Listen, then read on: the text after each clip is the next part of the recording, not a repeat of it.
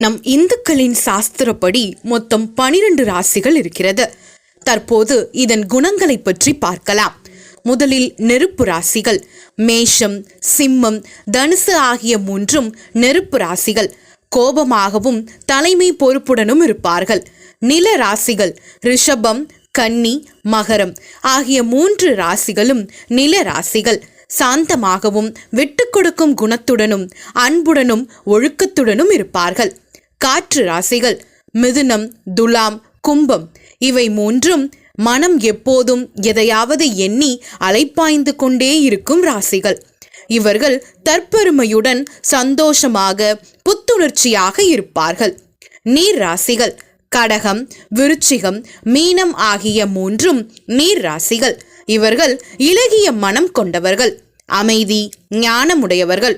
சூழலுக்கு தகுந்தவாறு தங்களை மாற்றிக்கொள்வார்கள்.